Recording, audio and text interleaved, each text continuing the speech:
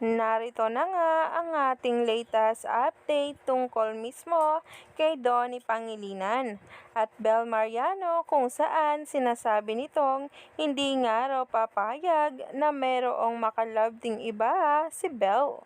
Diretsahan nga rin ang kanyang mga paliwanag tungkol dito.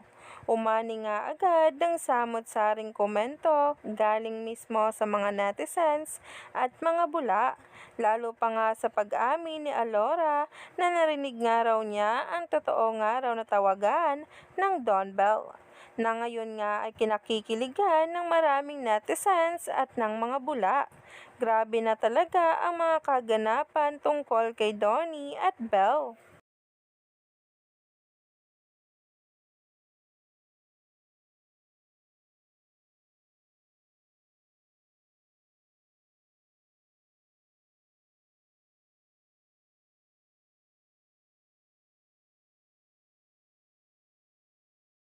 Kaya naman ang mga post ng mga bula ay talagang kinakikiligan ngayon.